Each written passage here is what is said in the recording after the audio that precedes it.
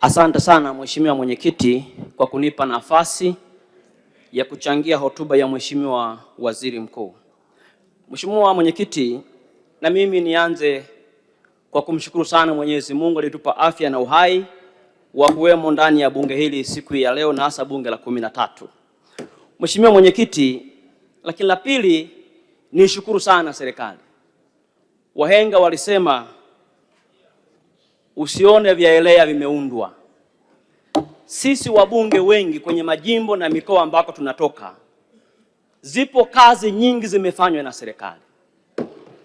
Hata jimbo la Lupembe kwa mfano, ukienda leo hali ilivyokuwa miaka 5 iliyopita, jimbo la Lupembe leo jimbo zima linawaka umeme vijiji vyote 45. Sasa hivi tumepata vitongoji vingine 28. Tunaendelea kukamilisha vitongoji vyote kwa ajili ya umeme jimbo la Lupembe. Hii ni kazi kubwa ya serikali ya awamu ya 6. Ukienda kwenye elimu, madarasa yamejengwa. Ukienda kwenye zahanati, vituo vya afya hadi kule Ikondo vimejengwa ambako havijawahi kujengwa tangu kuumbwa kwa dunia hii. Hii ni kazi nzuri ya Chama cha Mapinduzi na ishukuru sana serikali kwa kazi ambayo inafanya kwa ajili ya Watanzania. Mheshimiwa Mwenyekiti, sasa nijielekeze kwenye mchango wangu wa siku ya leo kwenye eneo la hotuba ya Mheshimiwa Waziri Mkuu. Sehemu ya kwanza ambayo imesemwa na wabunge wengi ni kuhusu hali ya barabara nchini. Mheshimiwa Mwenyekiti, tumeambiwa kwenye hotuba na wabunge wengi wamesema, na mimi naomba kupaza sauti kwa niaba ya wananchi wa jimbo la Lupembe. Hali ya barabara za nchi yetu hivi sasa, Mheshimiwa Mwenyekiti, sio nzuri. Jimbo la Lupembe leo hii kwa mfano, barabara ya Njombe, Lupembe, Madeke mpaka Mlimba kule Morogoro, nimekuwa naisemea ndani ya bunge hili kila wakati. Sasa hivi yako maeneo yanaleta shida, magari yanakwama, wananchi wasafiri vizuri, na imeahidiwa takriban miaka 20 sasa. Barabara hii Mheshimiwa Mwenyekiti ni barabara muhimu kwa sababu inaunganisha mkoa wa Njombe na mkoa wa Morogoro, na kule Morogoro wananchi wa mkoa wa kule Morogoro wanategemea mkoa wa Njombe kwa ajili ya mbao, bidhaa ya majani ya chai, parachichi na mazao mengine mbalimbali.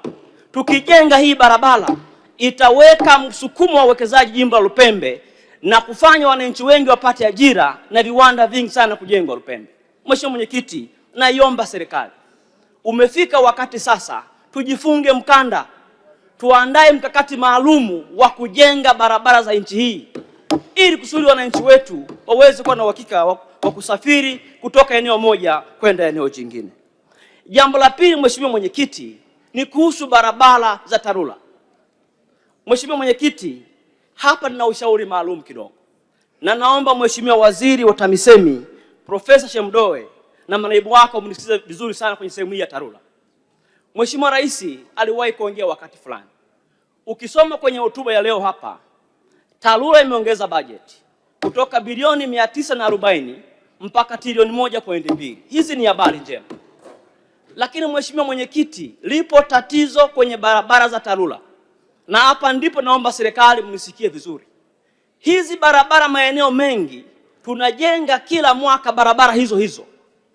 Tunaweka bilioni 1 mwaka huu, milioni 500 mwakani, mvua ikija inasomba barabara zote. Rais wa nchi yetu alitoa maelekezo kwamba ni muhimu TARURA mkatafuta teknolojia ya kujenga hizi barabara zikae kwa muda mrefu, ili kusudi tukijenga mwaka huu barabara, mwakani tusirudie tena. Na hapa Mheshimiwa Profesa, ni kuombe sana ukae na wataalamu wako mjifunze teknolojia mpya ya kujenga hizi barabara ili fedha ya walipa kodi isipotee kila mwaka, kwa sababu bila kufanya hivyo ni kama kila mwaka fedha ya wananchi inapotea kwa kusombwa na maji kwenye barabara za TARURA.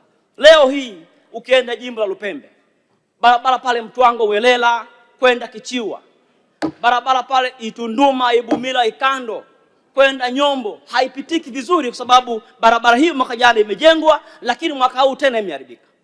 Ukienda kule Ninga kwenda Ikondo, mwaka jana imejengwa, mwaka huu tena haipitiki.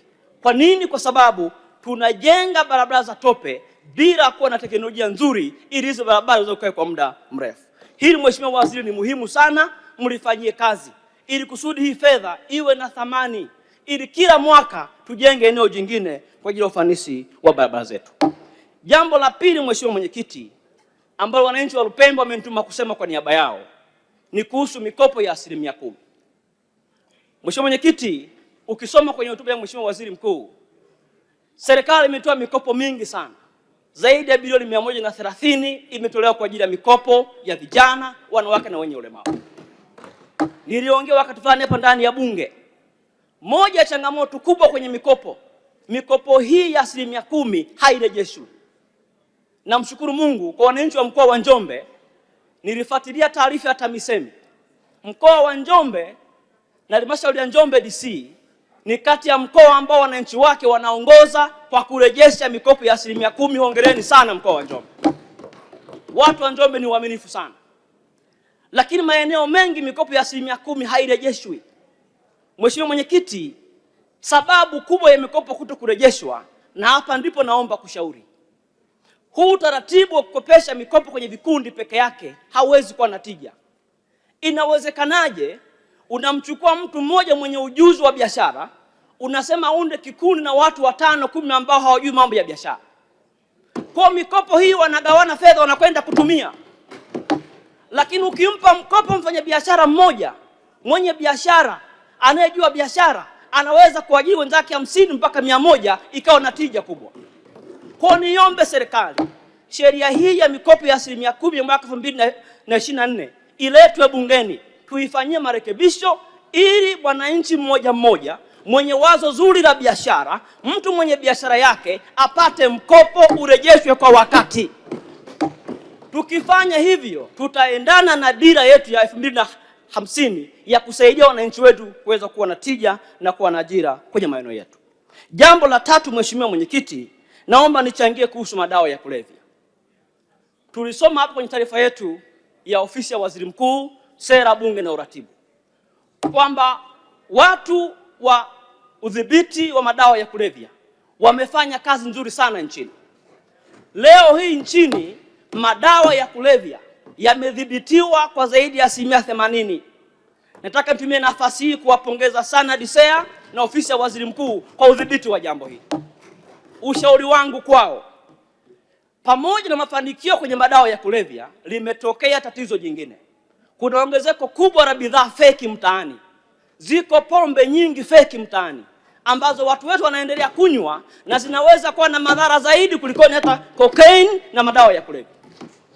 Nimpongeze Waziri wa Viwanda, ameanza vizuri. Washirikiane na taasisi ya kudhibiti madawa ya kulevya, wadhibiti uholela wa pombe haramu, pombe feki na bidhaa feki ambazo zinaweza kuathiri afya za wananchi wetu kuliko hata madawa ya kulevya yenyewe. Hili ni jambo muhimu sana kwa serikali. Jambo la mwisho, Mheshimiwa Mwenyekiti, kwa asubuhi ya leo, wananchi wa Lupembe pia wamenituma, lazima niwasemee. Wenye viti wa vijiji, vitongoji na madiwani wanaiomba serikali inavyoendelea na mipango yake iangalie uwezekano wa kuona namna ya kuwapa posho watu hawa. Kwa upande wa madiwani, wabunge pia waliongea wakati fulani hapa, wanakaa vikao siku 2, siku 1. Mheshimiwa Waziri Profesa Shemdoe, toa maelekezo kwa wakurugenzi, madiwani wetu wapate muda wa kutosha ukaa vikao kwenye halmashauri, angalau siku 5, siku 7. Kama hatuwezi kuongezea mishahara, basi wakae vikao muda wa kutosha, wajadili vizuri miradi ya maendeleo kwenye halmashauri ili kuwe na tija, lakini pia waweze kujikimu kama viongozi wetu wa halmashauri. Hali kadhalika kwa vijiji na vitongoji vyetu. Baada ya hayo, Mheshimiwa Mwenyekiti, Rais wa awamu ya pili Alhaji Ali Hassan Mwinyi aliwahi kutuasa kwamba maisha haya ni hadithi tu. Akasema, ewe ndugu yangu, andika hadithi yako vizuri. Nataka niwaombe viongozi mlioko serikalini, waheshimiwa mawaziri, tuandike hadithi yetu vizuri kwa kupeleka maendeleo kwa wananchi wetu. Asanteni sana.